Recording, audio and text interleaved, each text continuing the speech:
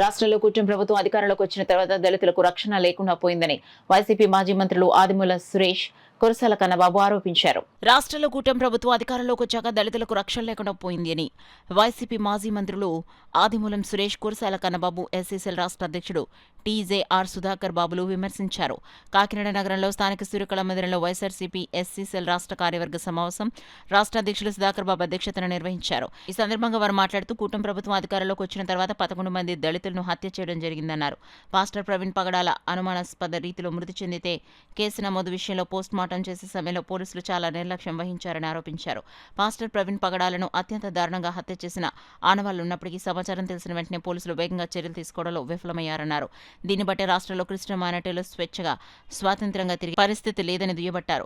అనంతరం జిల్లా అధ్యక్షుడు దాడిశెట్టి రాజా, మాజీ ఎమ్మెల్సీలు జూపూడి ప్రభాకర్ రావు, రవికుమార్, పండుల రవీంద్ర, వెంకటరమణ, మాజీ మంత్రి గొల్లపల్లి సూర్యారావులు ప్రసంగించారు. ఈ సమావేశంలో మాజీ MLA Dwarampudi Chandrasekhar Reddy, ZP chairman Vipparthi Venugopala Rao, మహిళా విభాగం జిల్లా అధ్యక్షురాలు వర్ధినేని సుజాత, కాకినాడ జిల్లా ఎస్సీసీఎల్ అధ్యక్షుడు కుమార్ రాజా, సుధాకర్, నగర అధ్యక్షుడు బల్లా సూరిబాబు తదితరులు పాల్గొన్నారు. సోదరుడు మాజీ ఎమ్మెల్యే కాకినాడ సిటీ మాజీ ఎమ్మెల్యే చంద్రశేఖర్ రెడ్డి గారికి, ఇక్కడికి వచ్చేసిన మాజీ మంత్రులకి, మాజీ ఎంపీలకి, నియోజకవర్గాల కోఆర్డినేటర్లకి, ఇక్కడ విచ్చేసిన నాయకులందరికీ కూడా 2 చేతులు జోడించి నమస్కారాలు తెలియజేసుకుంటున్నాం. సోదరులారా, వైఎస్ఆర్ కాంగ్రెస్ పార్టీకి బ్యాక్ బోన్ అయినటువంటి నాయకులందరూ ఇక్కడ సమావేశమై మన పార్టీకి రేపు రాబోయే ఎన్నికల్లో ఒక దిశ నిర్దేశం చేయడానికి ఒక చర్చా వేదికగా మొట్టమొదటిసారిగా రాష్ట్రంలో మా కాకినాడ జిల్లాని ఎంచుకున్నందుకు నేను కృతజ్ఞతలు తెలియజేసుకుంటూ, ఈ రాష్ట్రంలో గత 2 సంవత్సరాలు బట్టి, గత 20 నెలలు బట్టి జరుగుతున్న పరిస్థితులు అందరూ గమనిస్తున్నారు. వాటిపై ఖచ్చితంగా చర్చించి తగిన దిశానిర్దేశం మన పార్టీకి, మాకు అందరికీ చేయాలని చెప్పేసి మనస్ఫూర్తిగా కోరుకుంటూ, మీరందరూ కూడా కంఫర్టబుల్గా మంచి నిర్ణయాలు తీసుకుని మన పార్టీని ముందుకు నడిపించవలసిందిగా కోరుకుంటూ సెలవు. ఇంకో చిన్న పోలిక ఏంటంటే, ఈ దేశంలోనే అత్యంత ఎత్తైన విగ్రహాన్ని బాబాసాహెబ్ అంబేద్కర్ గారి విగ్రహాన్ని విజయవాడ నడిబొడ్డున జగన్మోహన్ రెడ్డి గారు స్థాపిస్తే, ఇవాళ చంద్రబాబు నాయుడు గారు ఏం చెప్తున్నారంటే, ఏదైతే జగన్మోహన్ రెడ్డి గారు విజయవాడ నడిబొడ్డున ఒక బడుగు బలహీన వర్గాల పక్షపాతిగా అంబేద్కర్ విగ్రహాన్ని స్థాపిస్తే, దానికన్నా పెద్ద విగ్రహాన్ని ఇవాళ ఎన్టీఆర్ విగ్రహాన్ని స్థాపించాలని చంద్రబాబు నాయుడు గారు చూస్తున్నారు. ఎప్పుడు కూడా దళితులు చేసే పోరాటం ఆత్మగౌరవ పోరాటం. ఈ ఆత్మగౌరవ పోరాటానికి మద్దతుగా నిలబడింది ఆనాడు రాజశేఖర రెడ్డి గారు అయితే, ఈనాడు జగన్మోహన్ రెడ్డి గారు. ఇది నగ్న సత్యం. ఇది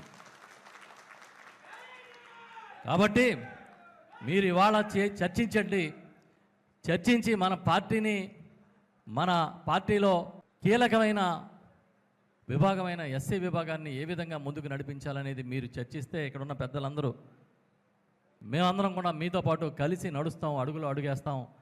ఏ పనైనా, ఏ వ్యవహారమైనా, ఏ ఉద్యమమైనా మీతో పాటు మేము ఉంటాము, మీతో పాటు కలిసే ముందుకు వస్తామని చెబుతూ నీకు బీజేపీ నీ పార్టీ కాదు, జనసేన నీ పార్టీ కాదు, చంద్రబాబు నాయుడు ప్రభుత్వం నీ పార్టీ కాదు.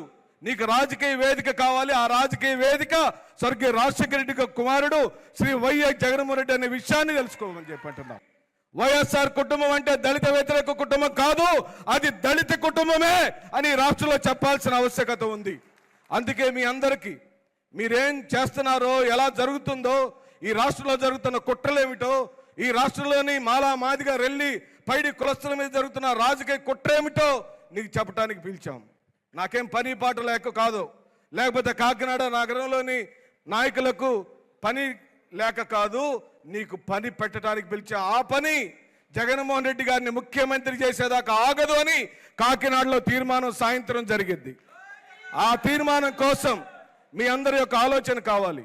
సుధాకర్ బాబు, కనకారావు గారు ఈ ఇద్దరి యొక్క ఆలోచన సరిపోదు, లేదా వేదిక మీద ఉన్న గౌరవ మాజీ శాసనసభ్యులు, మాజీ మంత్రుల యొక్క ఆలోచన సరిపోదు. అందరం ఆలోచించాల్సింది. ఎస్సీలు అంటే ఎంతో అన్ని సంక్షేమాలు కూడా ఈ అట్టడుగు వర్గాలకి చెందాలన్న ఆలోచనతో మరి ఆయన అనేక మంది సంక్షేమాలు అందించడం జరిగింది. అదే స్ఫూర్తితో ఇంకొక 4 అడుగులు ముందుకేసి ఈ రోజుని జగన్మోహన్ రెడ్డి గారు మరి మనందరి యొక్క స్థితిగతులకు ఆనాడు రాజశేఖర రెడ్డి గారు ఏ విధంగా చేశారో అంతకు మించి చేసి వారిలో పేదరికాన్ని పోగొట్టాలి, వారిలో చదువుకోవాలి, మరి మంచి ఉద్యోగాలు చేయాలి అని ఒక ఆలోచనతో ఈరోజు జగన్మోహన్ రెడ్డి గారు చేయించండి.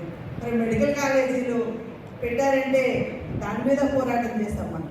ఈ యొక్క కూటమి ప్రభుత్వంలో ఈ ముఖ్యమంత్రి గారు మరి చంద్రబాబు నాయుడు గారు చేస్తున్నాక మరి పరిస్థితులన్నీ కూడా మనందరికీ తెలుసు, గ్రామాల్లో ఎదుర్కొంటున్నాం. ఆయన బహిరంగ సభలోనే చెప్పారు, వైఎస్ఆర్ కాంగ్రెస్ పార్టీ వాళ్ళకి ఏమీ సంక్షేమాలు చేయొద్దంటే. ఆయన రాష్ట్రానికి ముఖ్యమంత్రి కానీ పార్టీకి ముఖ్యమంత్రి అంటే పార్టీ పరంగా ఆ పార్టీలో చూసుకోవాలి తప్ప కానీ ప్రజలందరూ కావాలన్న ఆలోచనతో పనిచేసే పరిస్థితి లేదు. కాబట్టి ఆనాడు జగన్మోహన్ రెడ్డి గారు ఖచ్చితంగా కులం లేదు, మతం లేదు, పార్టీ లేదని పార్టీ రహితంగా పనిచేసి అనేక మందికి సంక్షేమాలు అందించడం జరిగింది.